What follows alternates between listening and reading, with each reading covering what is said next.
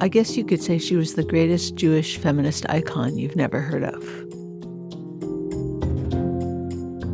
Henrietta Szold remains a beacon to me because she was a woman who had a vision and got things done. She saved many, many thousands of children and gave them new lives. It was people like Henrietta Szold. They advocated for what they saw as a binational state, a state in which Jews and Arabs would have equal representation running the state. Henrietta's vision of bringing social welfare to both the Jews and the Arabs in the early 20th century was very unusual, if not unique. Every time she saw something that wasn't working according to her values, she changed it. And the things that she created are here till this day, 100 years later.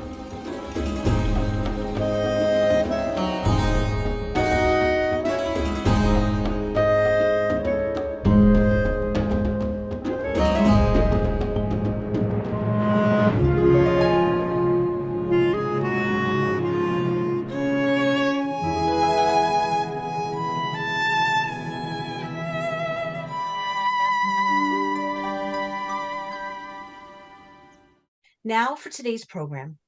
Abby Ginzberg has been producing compelling documentaries about race and social justice for over 35 years.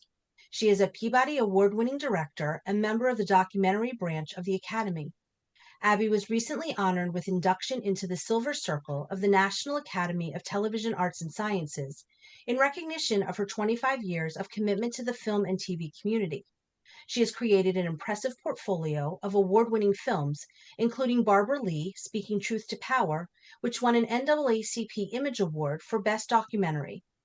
Abby's latest film, Labors of Love, The Henrietta Szold Story, won the Audience Award for Best Feature Documentary at the San Francisco Jewish Film Festival. Nadine Epstein is an award-winning journalist and author. She has been the editor-in-chief and CEO of Moment magazine since 2004 and is the founder and executive director of the Center for Creative Change. Nadine's most recent book is RBG's Brave and Brilliant Women, 33 Jewish Women to Inspire Everyone, which she wrote in collaboration with the late Supreme Court Justice Ruth Bader Ginsburg. Please welcome Abby Ginzberg and Nadine Epstein. Hello. Thank you. Hi. Thank you, Suzanne. Abby, I'm delighted to talk with you today about your film, Labors of Love, about the amazing Henrietta Szold. We scheduled this conversation today to mark what would have been my friend Ruth Bader Ginsburg's 93rd birthday, which was March 15th. And as you know, I first learned about Henrietta through Ruth, who adored her and considered her one of her role models. And she was at the top of Ruth's list of women to write about when she and I decided to do a book 5 years ago on inspirational Jewish women who changed the world. That book would become RBG's Brave and Brilliant Women.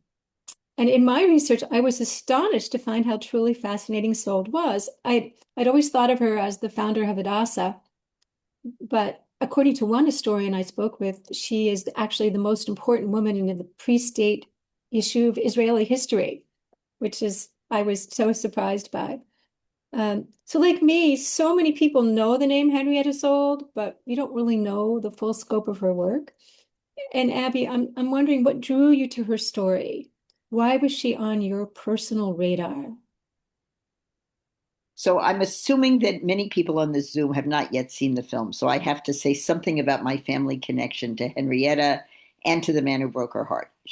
So I would say it is possible she could have gotten onto my radar anyway, but because my mother's maiden name was Szold, and because Henrietta was the famous Szold, and because I've heard about her as long as I can remember hearing about any Szold, she's been in my consciousness.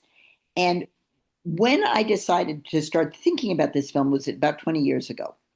And I thought about it actually with an eye towards my concern that the people that she had saved through the Youth Aliyah program that she administered would all be dead if I waited any longer. And I still waited. And in fact, I just lucked out getting a couple of people who were part of that program into the film. So I have been aware of Henrietta my entire life. and pretty much had an American's kind of caricature view of her. An old lady who looked old before her time and odd clothes and weird hats and whatever. And then once I decided to, learn something about her, I became more and more and more impressed. So I started with the caricature and I ended up feeling like I uncovered the real Henrietta Szold. And the film was really a journey for me, to figure out what about her life story, A, I didn't know, B, I would find impressive, and C, I thought would inspire other people. So I feel like, what you sort of see in the film are pieces of my journey as I'm uncovering the Henrietta Szold that I'm trying to bring to a larger public. You've left out your other connection. You just briefly mentioned it, and it's quite an interesting connection. So the other piece of it, my name is Abby Ginzberg, and my grandfather is a man named Louis Ginzberg, who's well known as a Talmudic scholar who taught at the Jewish Theological Seminary forever. He is the man who broke Henrietta's heart, and I also knew that from the time I was a young girl. And so I was motivated really by both sides of my family to see whether or not I could possibly make a film about this story that would include the heartbreak, and would sort of talk about a woman who had her heart broken at the age of 48 and went on from the time she was 48 till the time she died at 85 to do more amazing things than almost anybody else I ever heard of. So it was, it's like my family was at sort of a crossroads. And in my parents' generation, a Ginzberg finally married a Szold, even though in my grandparents' generation, a Ginzberg broke the heart of a Szold. So I just felt like that would add a little local color to the film. And that, was an important part of why I wanted to tell the story. And I want to say something else about the heartbreak, which is that it was really important to me from the beginning to tell the story of the heartbreak from Henrietta's point of view. She had written extensively about it. There's a book called Lost Love, which is her diary of this heartbreak. And I felt that I really needed to stay inside her view of it, both, her, unrequited love and kind of an aspect of it that was kind of like puppy love, because this was the first man she'd ever really been in love with, maybe besides her father. And so she was quite unrealistic about the things that she was ascribing romantic feelings to. And when she finally fessed up to Louis Ginzberg about all this, he was like, "Oh, really? I thought we were just friends." And if you have an understanding of how puppy lovish this feeling was for her, even though she was in her mid 40s, then a lot more of the story makes sense. And I think that is kind of the frame that I brought to telling that part of the broken heart. Well, let's step back a second. She lived an extraordinary life. She was a Zionist leader, an educator, a humanitarian, an organizer. Can you just give us a 1-minute overview of the trajectory of her life? She's born in Baltimore. Her father's a rabbi. She's the oldest of 8 girls. Just give us a tiny bit, and just so that people who don't know her story can just know a little bit about her.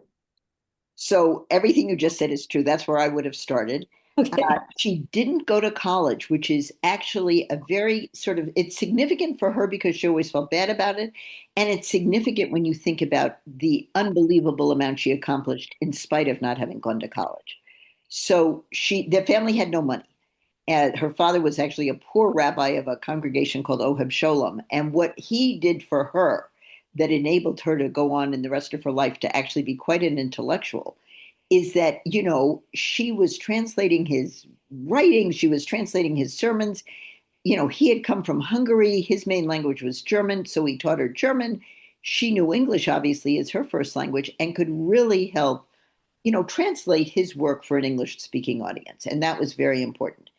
And as we say in the film, she and her father really shared a lot. She was kind of the son he never had, even though nobody ever said it like that in the family. And one of the things that the film uncovers and brings about is the fact that she and her father would go to the docks.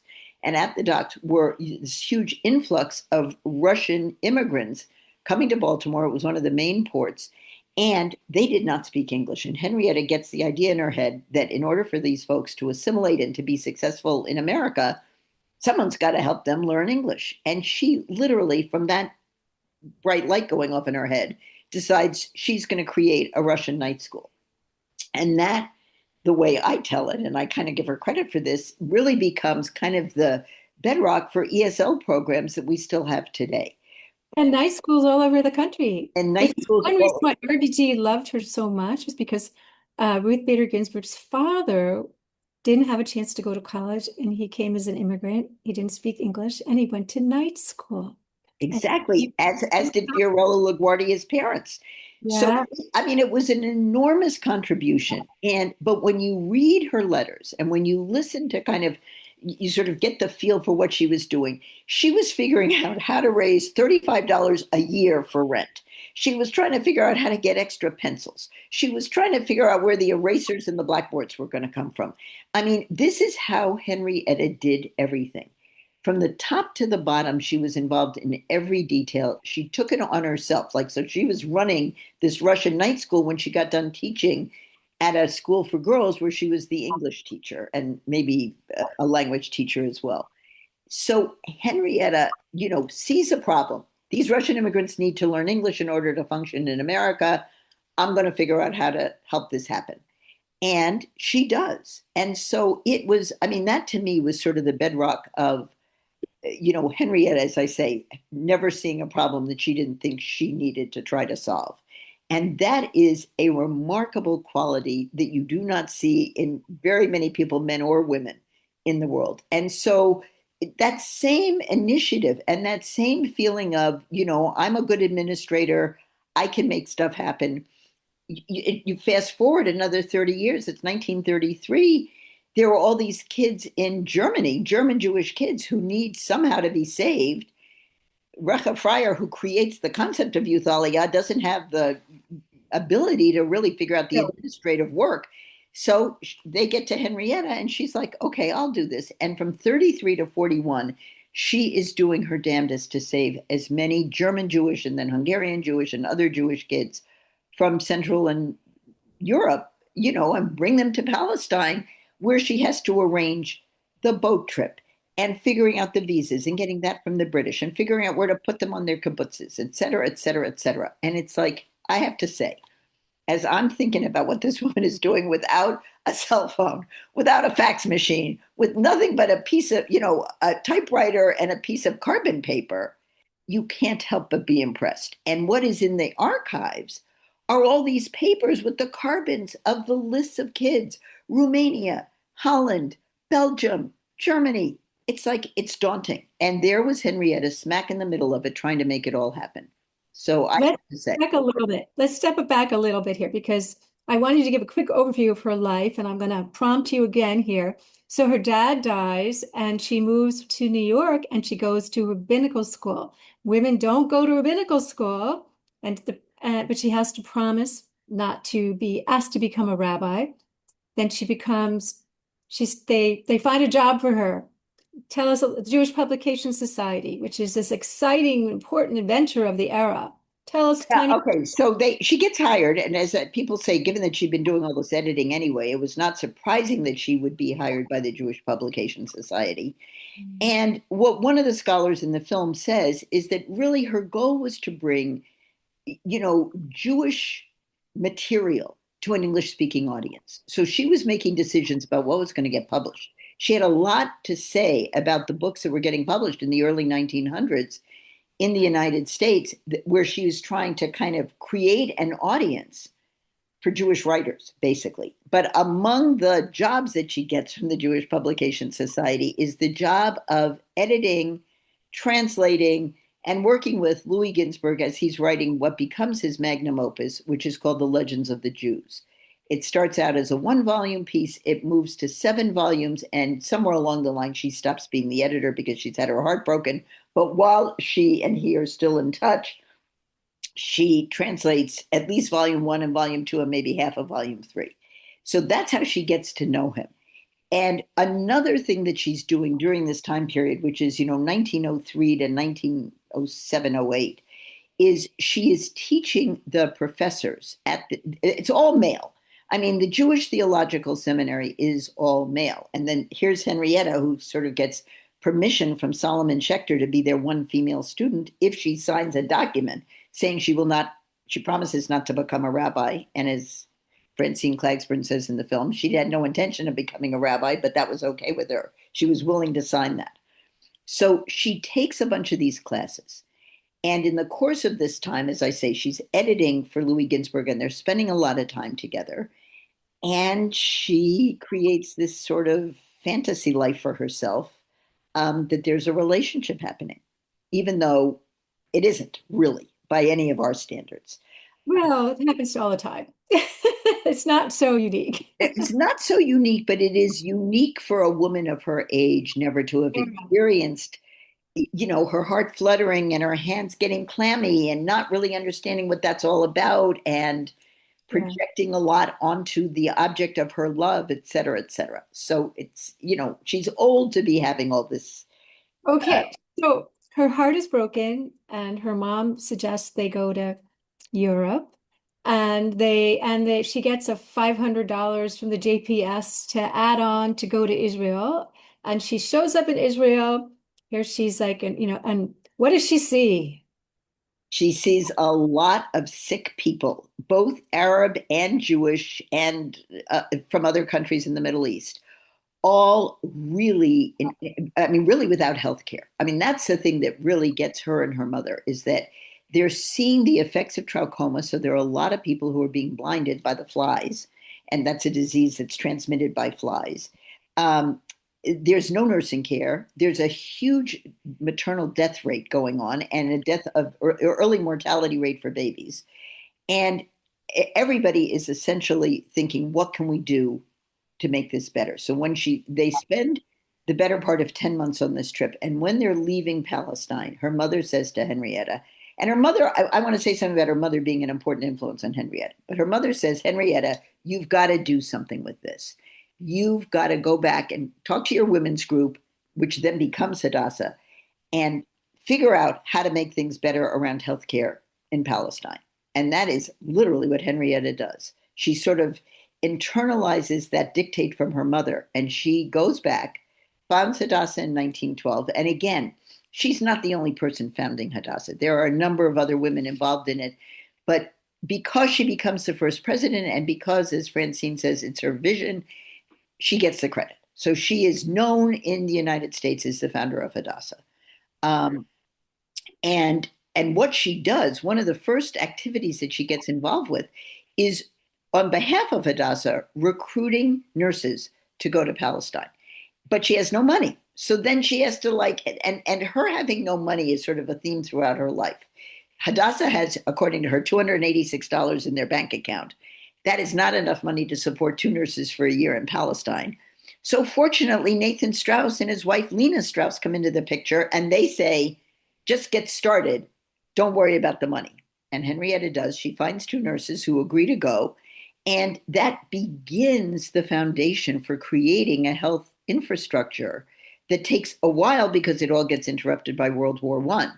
But having those 2 nurses arrive in Palestine in, I want to say, 1913, begins to create a connection between the women that Henrietta is organizing in the United States and a vision of what it's going to take to bring healthcare to Palestine long term, even though much of that does not really happen until 1920 because of everything that is interrupted by World War I. Well, let's just jump back a second to Hadassah. So, I didn't really understand Hadassah in a way until I learned something about Henrietta Szold, and of how amazing it was to have a women's organization, a women's Zionist organization of that time. Zionism was a man's business, and this was a way that women can actually raise money. You talk about this in the film. It's fascinating. And they raise money by doing cake sales. This is because that's what they have control over, because women don't have control over bank accounts there, which is just so interesting to me. And it really was fascinating to understand why this organization was so important.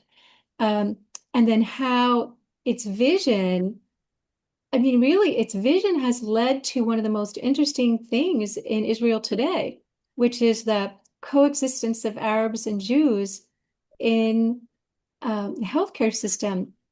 How how radical was that of an idea at the time? I mean, Well, she let me say, I think, there's a line in the film where her sister says, Henrietta and my father were, she doesn't use the word humanitarians, but that's what she was sort of saying.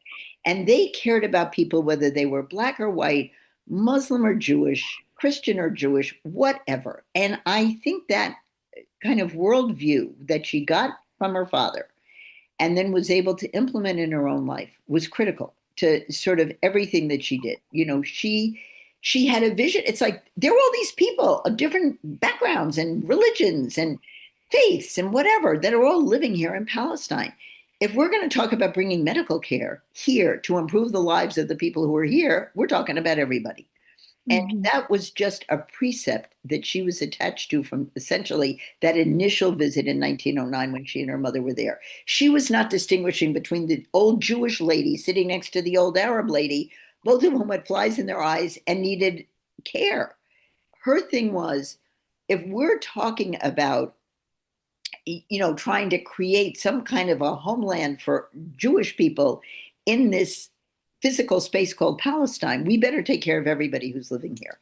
And she just held on to that vision from the very beginning. And I think it started before she ever arrived in Palestine. I think it really grew out of kind of the worldview that she, I don't know, shared with her father or learned from her father. But she never wavered. And so that's one piece, which is learned it from her mom. It sounds like her mom mother as well. Her very mother, spectacular woman herself, really. She's like, you can do it. I mean, she has this incredible supporter in her mother. she does. And her mother, on many occasions, including when she decided to take that trip to Palestine, or when she decided to move to New York with her.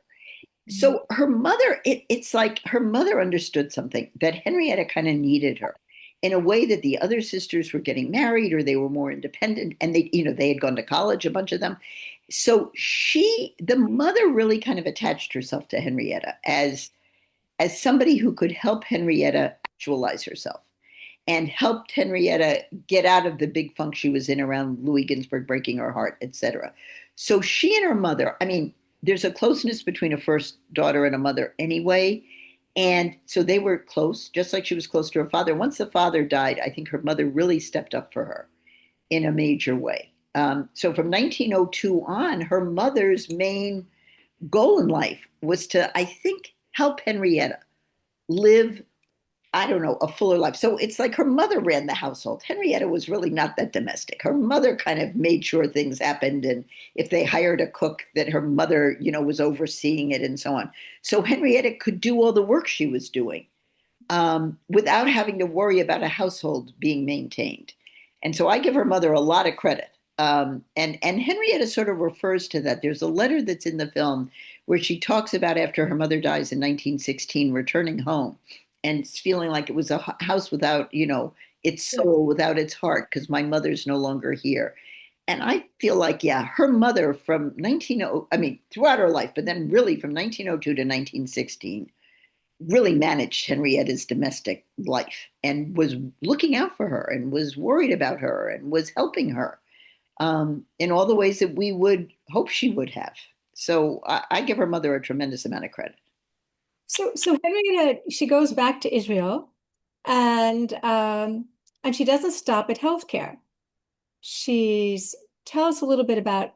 I mean, she's starting schools. She's starting social services. I mean, tell us a little bit about. Okay, so and this is not in the film. Henrietta had two major jobs, neither of which were terribly successful per se. So, but among the things that she did in pre-state Palestine was she brought social work as a field.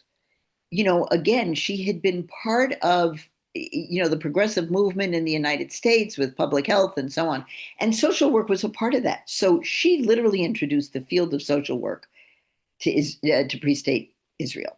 Like the settlement houses. Yeah. But the concept that someone could become a social worker was not something that was done prior to Henrietta kind of introducing it and sometime in the mid-20s. The other thing she ended up with some responsibility for was the Department of Education. And that did not go well. And I'm not even really sure exactly why. But here was this American woman trying to kind of, tell people who were living in Palestine how to create an education system. And she had a lot of ideas, but in the long run, they weren't listening to her. And when Henrietta felt like she was not being listened to, she moved on. I mean, Henrietta had a very strong sense of how things needed to be done and how whatever she was creating was going to be the right way to do it. She did not have big teams. She was doing a lot of this stuff by herself. And the group that she was working for in, again, pre-state Palestine was not that interested in all her ideas about education. So she sort of left that. And then what happened was, she got caught up in really running the Youth Aliyah program, and that became full-time. So you can give her some credit for the legacy of social work coming and for some of the education department's work, but really neither of those were that successful. But she does very successfully establish a nursing school, which Yes. then eventually turns and Hadassah Hospital, which is And really that is amazing. And that is her lasting and unbelievable legacy. I mean, credit to her for both of those things. So and again, here is this American woman who decides that they need nurses, and as it says in the film, they need doctors too, but without nurses, this isn't going to happen, which just means that, maternal health care isn't going to happen without nurses. Much of the day-to-day, general medical care that people need isn't going to happen without nurses. And when you have a dearth of both nurses and doctors, it seems smart to try to bring some nurses onto the scene and get them trained and get them out there to do the work. So that comes in 1920-21, they found the Hadassah School of Nursing, and I don't know, they graduate 20 or 25 of them, and then each year more and more graduate. And it becomes a really important training ground for women, to find a meaningful profession in, again, pre-state Israel. And it continues to this day. Hadassah still has the main nursing school. Hadassah Hospital, I mean, we find the headline says $700,000 is going to be needed to create the first Hadassah hospital, and you're thinking 700,000. You're like, really? That's not very much money. But anyway, she raises it. And to this day, Hadassah chapters around this country are, every time somebody says, okay, we need a new rehabilitation center because we have a lot of people that have to be rehabilitated from lost limbs, both arms and legs. We got to have a state-of-the-art rehabilitation center. And some, various chapters and members and rich people who are part of Hadassah fund the most amazing state-of-the-art rehabilitation center. I mean, it is something to behold how funding from the United States has made a difference in creating some remarkable medical institutions in Israel. And, many of us can find donations from members of our family on the list, because the really good thing about Israel is they tell you who funded it. And so my Szold grandparents are on the Hadassah Hospital, thank you list. So, it was pretty remarkable to see these hospitals. And to say one more thing about, how they're functioning today. In the film, I highlighted an endocrinology clinic where you could see a Jewish doctor, an Arab patients all being in the same space. The hospitals to this day remain one of the few places anywhere in Israel where you're going to find, an Arab member of society sitting next to an ultra-Orthodox Jewish member of society. But in the hospital, this actually happens. And all I can say is these hospitals are worthy of admiration for what they've been able to do. And the culture has sustained them through some very rough times since October 7th. Well, before October 7th, I mean, it's not just Hadassah Hospital. I've been to other hospitals. It is part of the Israeli medical system culture that Arabs and Jews of all kinds work side by side and go to school side by side. And it Absolutely. Is really, truly, I want to give Henrietta Szold credit for some of this, because she founded this healthcare system with that in mind. And it is very important.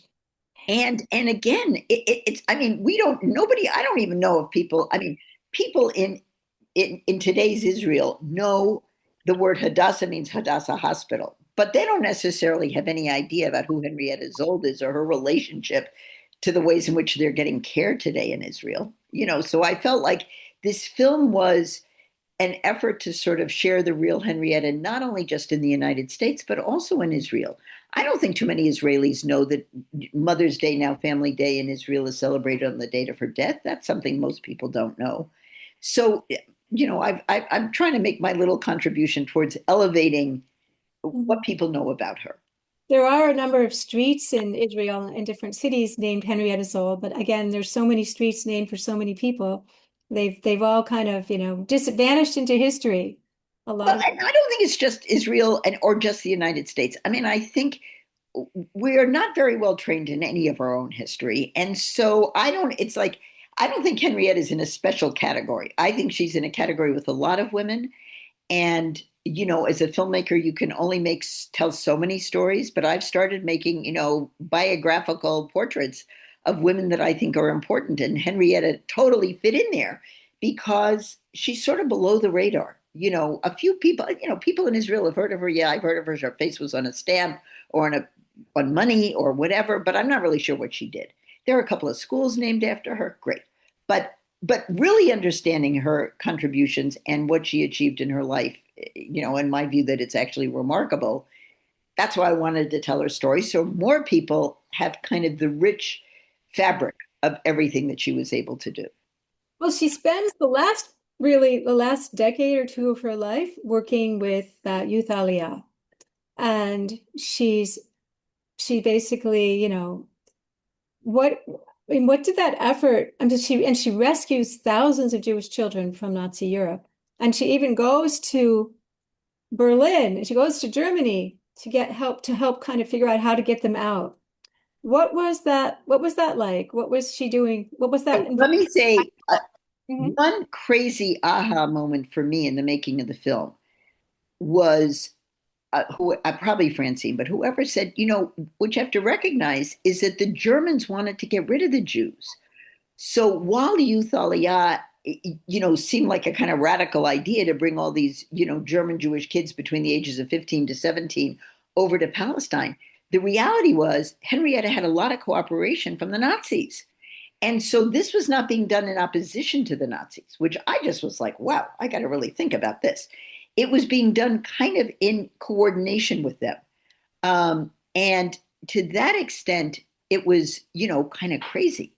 So when you just think about the fact that the Nazis are collaborating with Henrietta to get rid of the German Jewish kids with the understanding that they are not allowed to be brought back, that is sort of completely amazing, if you ask me. So that was a thing I learned when I was, just sort of introducing myself to the whole Youth Aliyah thing. There's one other thing I want to sort of highlight that the film doesn't do quite enough to underscore, which is there are these youth villages, which are different from kibbutzes, or the kibbutzim. They are youth villages that were for either orphaned or troubled youth. And they started before the Holocaust. So in the late 1920s, several of these youth villages were created. The one that I actually went to see was Meir Shvea, which is, still in existence. And Junior Hadassah had adopted these villages as things that they would fundraise for, and then they would send people over to go visit them, etc. So there was a joining of Junior Hadassah with these youth villages. And Henrietta, when she started, living in Palestine and so on, was paying attention to this. And the youth villages became another possible place where she could bring some of the kids that were coming over through Youth Aliyah. So there were the kibbutzim and there were these youth villages. And again, the legacy, Henrietta's legacy today is that these youth villages are still dealing with orphaned or displaced Jewish and not even Jewish youth from around the world. So when Ukraine got attacked and a whole bunch of kids had to leave Ukraine, Meir Shvea took them in. And where you've got troubled kids in Israel who need to be taken from their families or raised separately, Meir Shvea takes them in. So there is another sort of living legacy of the work that she did when she was alive that we're still seeing 80 years after her death, and that I find extremely impressive. So, was there a particular, I mean, first of all, I've seen the film a couple times and you have amazing footage. You have really impressive footage about showing kids, young Jewish children in Germany, and also, or what's going on in Germany. And then you have like footage of the kids, like the youth villages. Yeah. Is there a particular story from Youth Aliyah? And you also got to interview a few of the people, very, very powerful of the then very elderly people who were Youth Aliyah children. Was there one story that maybe stayed with you while you were making the film or that really touched? I'll tell you one story which is not in the film. I mean, the story is in the film, the woman is not in the film. 20 years earlier, before I started to really work on the film, I put an ad in Hadassah magazine saying, filmmaker interested in, interviewing people who had been part of Youth Aliyah, please contact me if you have a story or if you know somebody. And I got several emails back, including one from a woman in San Francisco. And based on that email, 20 years later, I contacted her. When I first got it, 20 years before, I did not contact her, but 20 years later, I contacted her. And I went over to meet her, and her son was there. So the son, Ben Ron, is in the film. The woman, the mother is named Hannah Ron. And she told me her story in much greater detail than we tell it in the film about what it was like to leave Austria, see her mother for the last time, be on a boat that got stuck on the Danube because the Danube froze over that year in 1939. And her sister, who was with her at the time, aged out. So she became older than 17 and she couldn't go to Palestine. And the sister basically got sent back and sent to Auschwitz. The mother never made it out of Austria. And so Hannah, the Youth Aliyah member, is telling me this story. And I had come with nothing. I mean, I did not come with a camera crew. I just came with myself. We had tea. She told me the story. It was the first time her son had heard the full story. And when I went back to her to say, you have this amazing story, can I film you? She said no, and meant it. It was like, no.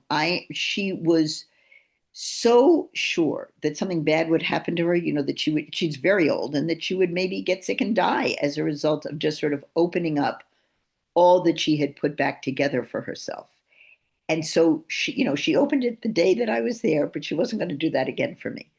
So what did I learn from that? I learned that one has to respect the limits that people have, that the level of trauma that people went through and the level of loss that people went through, I got a little bit more insight into because she couldn't talk to me on camera. And it was just extremely moving to me. And so, as opposed to feeling terrible that she wasn't in the film, I felt fine about putting her son in there and letting him tell her story. And I just really respected the fact that she just couldn't do it. But that was, that's something that I learned in the process of making this film, is that for some people, because I had the other stories, but for some people, this was a bridge too far. And they really, they'd made it to the age of 95, 98, 99.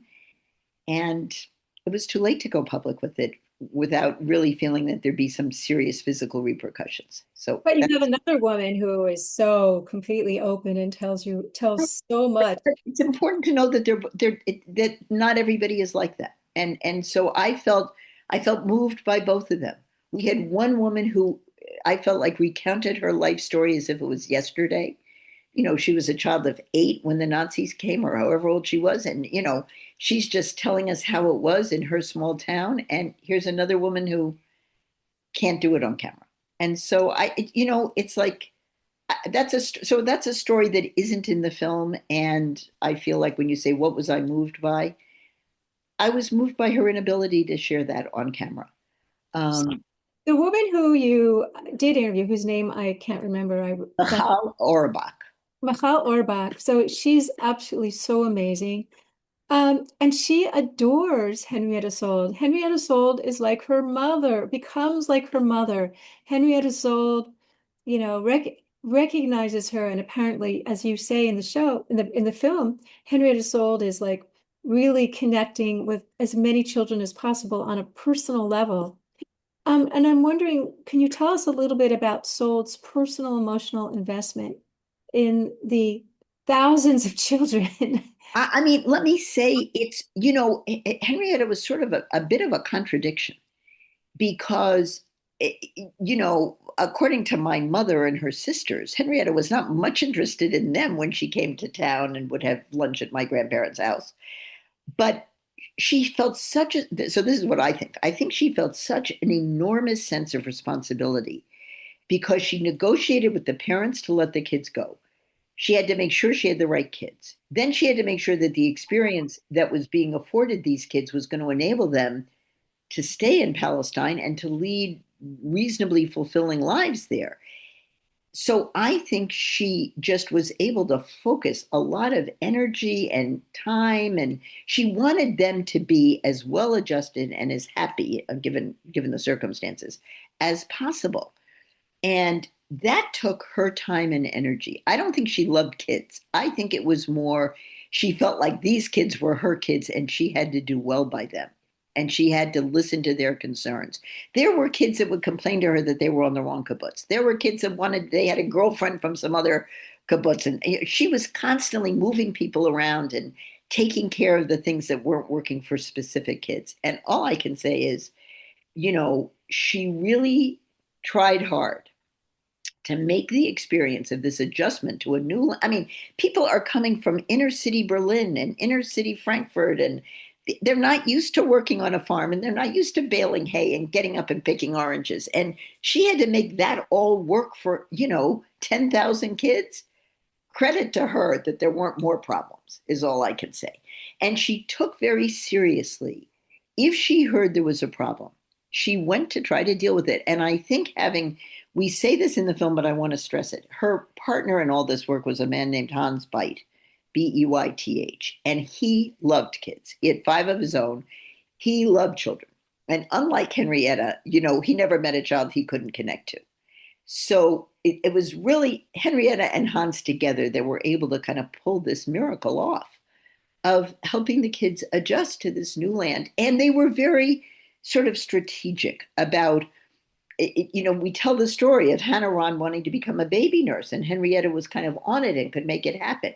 So they didn't abandon these young people after they turned 18 and were graduating from the kibbutz or the youth village. They stayed with them.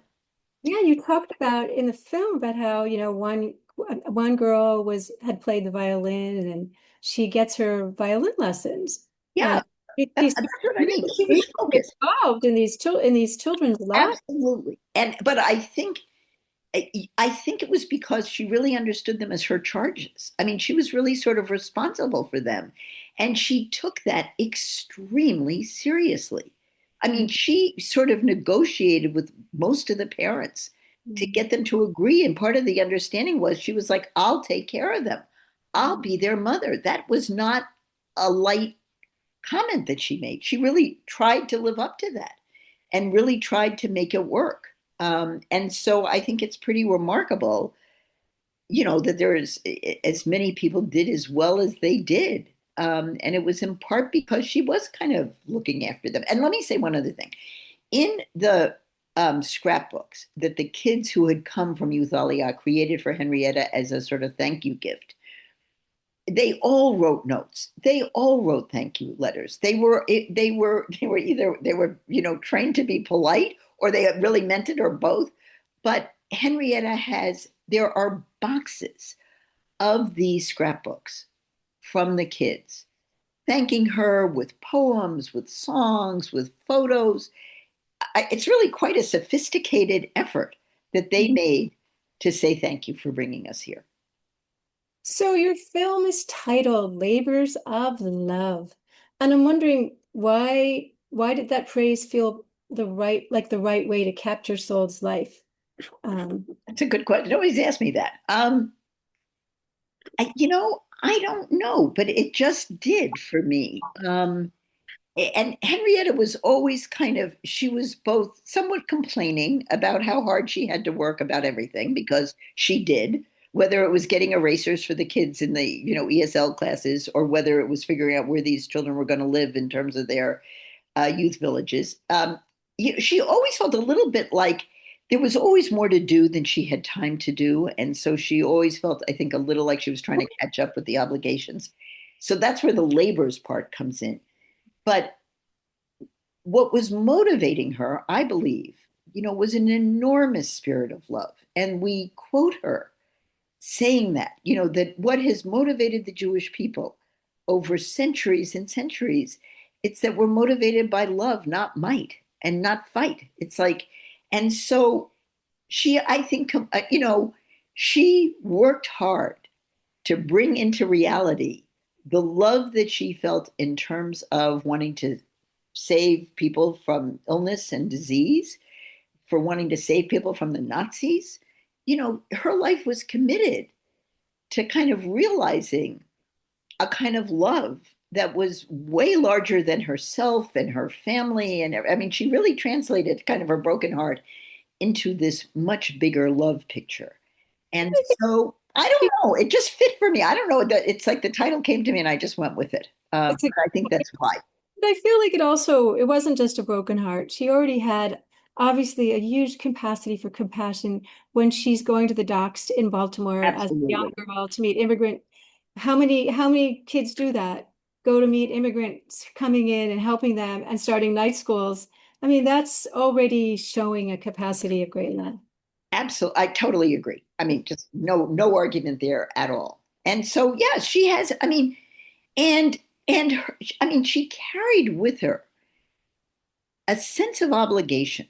I mean, I feel like what she really embodies is tikkun olam, that this is a world that is fettered by all kinds of terrible things. And her life was devoted every waking minute to trying to do something to heal the world. Yes. And I give her for that, I just give her tremendous credit, and I'm inspired by it. I'm like, the world we're living in isn't so great right now. And so when I feel tired, or, as she said, I could break my leg by jumping off of whatever bench I'm on trying to help people, her spirit keeps me going at a time when things feel pretty overwhelming right now. And so if you think about the world and the worlds that she lived through, and the fact that she never gave up, and she never stopped working, and she never stopped trying to envision a better world for the people around her, pretty remarkable. And so I tried to share that inspiration with my audience in this film. Well, let's stop for a moment. Let's talk about filmmaking just for a moment. I'm going to go back to some of these bigger questions, but what was the biggest challenge in bringing Henrietta's story to the screen? The fact that there were really no visual clips of her talking. There's one clip that's in the film. And the fact that, I mean, Henrietta, the thing that made the film even possible pretty much was the fact that there were a lot of photographs. Henrietta was well photographed, and she had written a lot, which was all safe. So there were archival materials from which you could make a movie. But normally, if somebody has passed, what you're looking for are, lengthy interviews with them on C-SPAN or CNN, or some lengthy interview that you can use so you can hear their voice. Well, I didn't have that. And so the decision which we had to make, and which I made from the beginning, was that I was going to use her letters, her reflections, her writings to bring her voice into the film. But I couldn't have done that without really the beauty of Tova Felch's readings of her letters and her writings, because Tova brought a level of emotion to it that without it, it's flat. And with it, it really comes alive. So the big challenge was, getting Tova to say yes, finding the right clips and the right writings that I wanted to include, making sure it all fit together sort of seamlessly, so you don't even notice that Henrietta is not talking in the film because her voice is in there in some other capacity. So that, I would say, was the single biggest challenge. And then figuring out the order in which to tell it. It's like I was largely chronological, but not exclusively. Figuring out where the Youth Aliyah story came was a big challenge for me. And just living with the story long enough so that one day I would feel like, okay, we finally have it. But you have to try things in filmmaking. And so we were moving things around and trying different versions of it and getting my voice right. Okay, that's another thing that was challenging. I have never been in one of my own films. I've made a lot of documentaries, and I am never in them except by accident. And so here was a film where I felt like my voice sort of had to be in there, even though I went in kicking and screaming, um, and figuring out how much was just enough, how much wasn't too much, working out the balance around my presence in the film. I mean, it wasn't a challenge that was going to kill me, but it was a challenge because I've never had to do that before. So this film presented some new challenges, which in a way made the film more interesting. It wasn't just the same old, same old. It was like, okay, how are we going to get Henrietta to feel like she's alive in here? How are we going to integrate me without feeling like I'm dominating the film? How are we going to do a recreation that doesn't feel totally phony baloney, et cetera? So Yeah. we were working with a lot of different elements that in general I don't work with. The drama enactment was beautifully done. And there's an actor playing Henrietta and one playing Louis, and it's very beautifully done. Yeah. Thanks to everybody who helped make that happen, including my director of cinematography, Jason Longo, who really did a great job. And by the way, Tova very kindly read RBG's did the audiobook and does the audiobook version of RBG's Brave and Brilliant Women. Great. Well, audience, go get a copy of that and listen to it because Tova is worth listening to. Yes. And there's so much really fascinating footage in the film, but of course there is actually footage from Moment as well, because we had recorded Ruth Bader Ginsburg talking about Henrietta Szold, and we were so happy that you were able to use it. Well, let me say, I was happy that you gave me permission to use it as well. So, and look, I would say this, that the film is enhanced by having Ruth Bader Ginsburg in there, speaking from the heart about how important Henrietta was to her. She says, and one of my other admirers, or whatever she says, it's like Ruth Bader Ginsburg elevates everything she's in. And now that she's gone, she really elevates it. So it was a gift to me and to the film that Ruth could be in there. So thank you.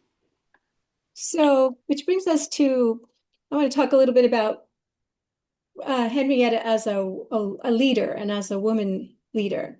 So she was very comfortable in men's realms. You can see that she's brought up by her dad, spends a lot of time. She doesn't seem to be like limited by the limits by a women's world. She's not getting married young and having kids young.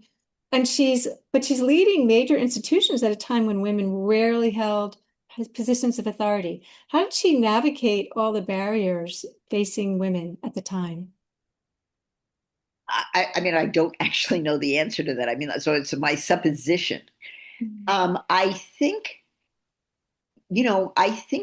there's a way in which having been her father's right-hand person for as long as she was really helped her. She was used to being around men. And, even though she grew up in a family of sisters and there were no brothers in this, she grew up, I don't know, comfortable might not be exactly the right word, but she knew how to negotiate with them. And there's another thing that the film doesn't say, but it's worth saying it here, which is one of the reasons that she was able to support herself is that she got this, we say the word annuity, but what it meant was that Jacob Schiff and some other, probably Strauss and a few others donated some money so that they recognized Henrietta's value as somebody who could make things happen around issues of Palestine that they were very committed to. And so by putting this money into this annuity for her, she never had to raise money for her own support. And that, as Esther Hakim says in the film, so all the money went to projects. That was huge, that Henrietta could be trusted and that no one was siphoning off money for administrative costs and no one was taking money for something that it hadn't been assigned to. And that was true her entire life, that she was really just a really careful, overseer of funds that were raised. And that made a big difference. And one of the things I think the Men's Zionist Organization of America was constantly facing bankruptcy, and Hadassah was doing pretty well. So one of the reasons that Henrietta wanted to keep Hadassah as an all-women's organization was because she did not want the men raiding the Hadassah treasury, which she was keeping a lot of control over. And I think that I don't know. I mean, I think she just was somebody that really she really trusted her own instincts. Let me say that. And she wasn't that all interested in being told what to do by men. So I think that's what enabled her to just have the guts, the balls, whatever you want to call it, to, hold her own. And many of the men that she had to deal with in Palestine were not the men who were running the Zionist Organization of America. They were people who themselves had moved there. She had a kind of cohort of people who were all sort of American expats, Judah Magnus and others, who were there together trying to figure out how to help pre-state Palestine survive and thrive. And so I think as time went on, it got easier.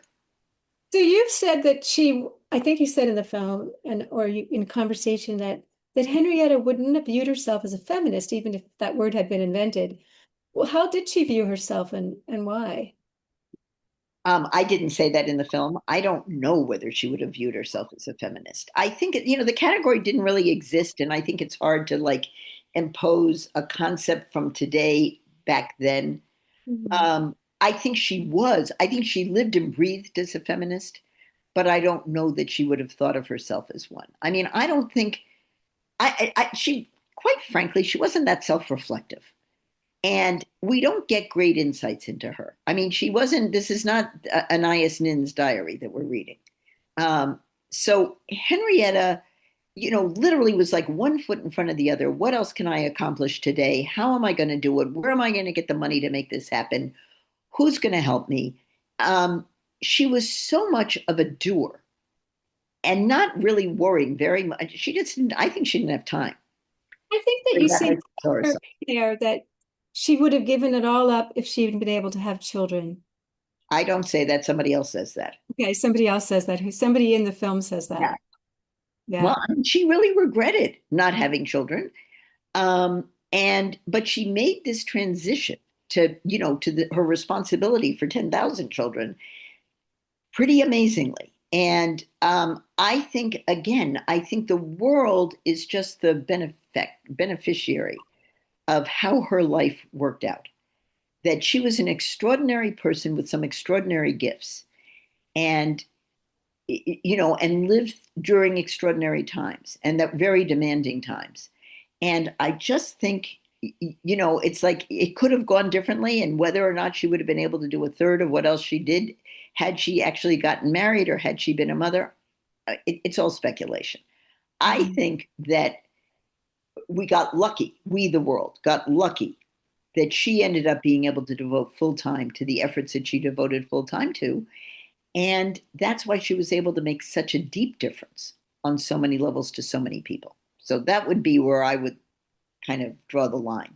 And I don't know. I mean, she is a feminist by our standards, but she grew up in Victorian times. So I don't know.